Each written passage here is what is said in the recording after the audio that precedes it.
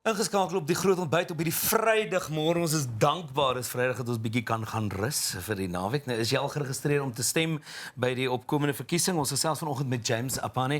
Hy is die bestuurder van die verkiesing se operasionele sake van die onafhanklike verkiesingskommissie of die IEC en ons fokus spesifiek op Suid-Afrikaners wat dan nou in die buiteland is en hoe hulle dan nou kan registreer ook hierdie naweek wat voorlê en dan ook natuurlik volgende naweek is daar 'n registrasie naweek vir ons ouens hier in die land met die op die komende verkiesing. James, good morning. Welcome to die groot ontbyt. Good morning, François. Thank you very much. Wonderful to be with you in studio, not on Teams. So let's talk about the elections. And first of all, do we know or have an idea when the president's going to say and declare that it's what date it's going to be? Well, I guess very soon. We don't know the exact time and date that he's going to do that announcement, but we hope it will be very, very soon. Okay. Mr. Aphane, we are seeing that there's still some concern with regards to the registration of young voters. Is it something that concerns you as well? Not at all for this election, because we've seen a lot of activity. Young voters are really interested in this election, and we've seen it in the previous registration figures, wherein the majority of those, especially online, are actually young people.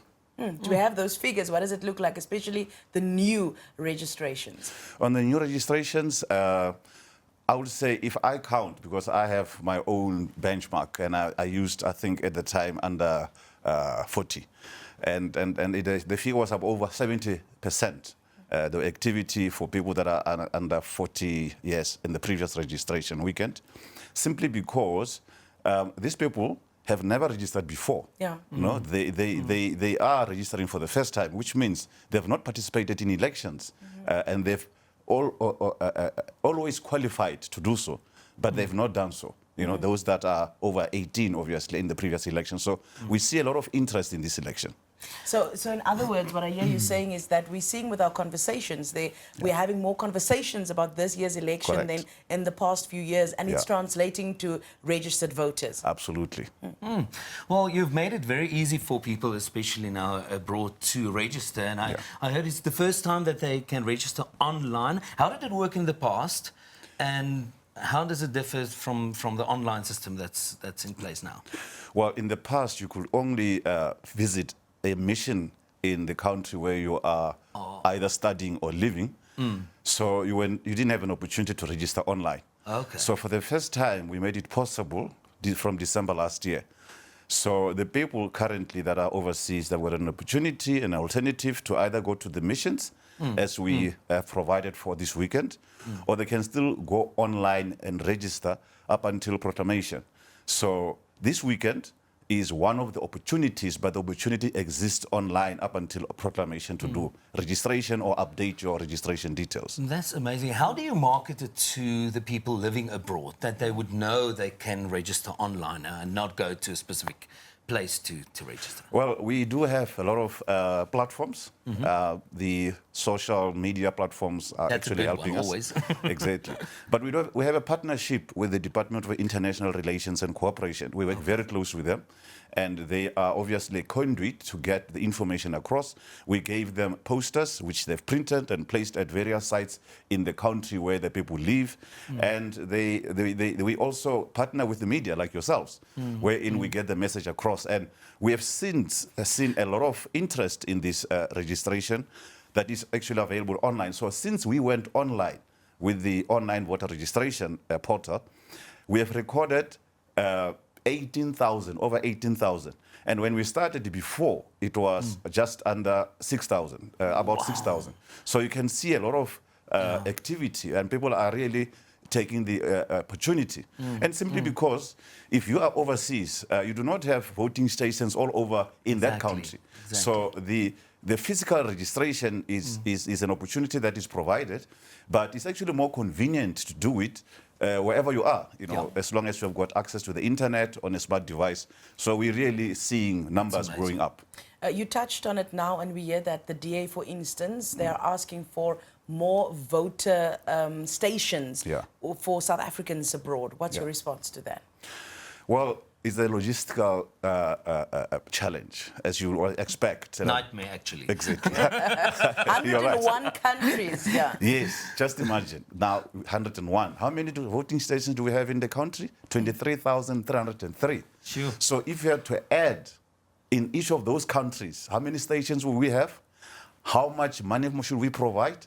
So hence, we actually made it possible to vote, to register online, right? So I know voting currently is still a matter of, appearing in person, but we hope in the future we will actually have an opportunity to look into the possibility of making it a reality. So, I don't think technically it's not impossible, but we just need the confidence. For them to vote online, you mean? Yes, in the future, not Hackers. in this election. I'm just scared of hackers. Yes, of course. That's why I'm saying technology is possible and everybody is concerned, like yourselves, the political parties, ourselves as well are very concerned in terms of to make sure the integrity of the voting process. And hence, technically possible, but is it something that we can, confidently say each vote counts? I think at the moment, people have doubts, and therefore that's why we are unable to make it possible for people to vote online. But in terms of registration, as I indicated, we as you probably know, people did not have this opportunity before 2014, right? Elections. So it made it possible, firstly, as a step to say people living abroad can now register and vote overseas. And then we took it a step further for this election. We said, okay, you don't have to physically go. We can also register you online. Yeah. So you see, it's a gradual process. So, and one day, everybody will have equal opportunities to be able to do so. That's amazing. Gotcha. James, I would like to ask a question where, we get a lot of... Yesterday we had you on air on our radio shows as well. What happens if I'm, for instance, living abroad, but now I don't know when the election's going to be, so I registered to vote, and then during the election or the day of the election, I'm not there where I was supposed to be. Maybe I was on holiday or I'm going to be. What do I do then? Well, the most important thing is, firstly, you touched on it, you have to register now. Yes. Right? So, but you're talking about somebody who was registered and they happen to be... not there where they're supposed to So vote. there will be an opportunity, once proclamation has been made, for the people to then apply or actually notify the CEO where they will be on voting day. Remember, it's all about planning. Yeah. As soon as you know the date, then you can also plan accordingly. Okay. So if we know the date, and then you can know, okay, I'm on a holiday for a couple of months, or I'm on a sport tour for a couple of weeks. Yeah. And by the time the election happens, I'll be in this country. Although I'm registered in the US, but I'll be in China, for instance. So you can then notify us that, please send my ballot to China, and we will do so. Can you believe that? Yeah. So it's all about planning, and there's no excuse for you not to vote then. Exactly, because there's a lot of opportunities. Exactly. Well, okay, this weekend, maybe we just quickly talk about the process then for this weekend for the people living abroad. Yeah. Well, for this weekend, our voting stations, I call them international voting stations, our SA missions abroad, they will open between 8 and 5 in those countries, obviously according to different time zones. Is that now Saturday and Sunday or Friday today? Okay. We provide from today.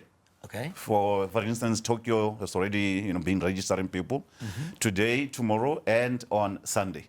So it depends where you are in the world, obviously, because of different time zones. So you rock up there, you do have your passport, you do have your ID, and the officials at DERCO will gladly assist you. Okay, and that's all you need, your passport or your ID? Not all, you have to bring both. Oh, both? Yes. Oh, my God. Because remember, obviously. Yes, obviously, because now you are a South African, you've got the right to vote, and therefore you need to register first. Oh. So your ID is to confirm that you're a South African, and the passport to confirm that you actually are, exactly. an international person out there. And you can't be in that country illegally and then go vote. Well, that's a personal issue which you have to deal with the authorities. Yeah. James, and then next weekend we focus on its registration weekend for people in South Africa. Absolutely. We then also have that registration weekend, and we call upon everyone out there to register. Okay. Remember, voting is something else. So if you have doubts, in Yes. terms of participating in this election, Yes. the advice is just register. Okay. Then you can make a decision later. Because once it is proclaimed, you don't have an opportunity to get your name onto the voters' roll anymore. I hear you. And the weekend comes, you can go, and once again, if you're locally here, you do have an opportunity to do so online.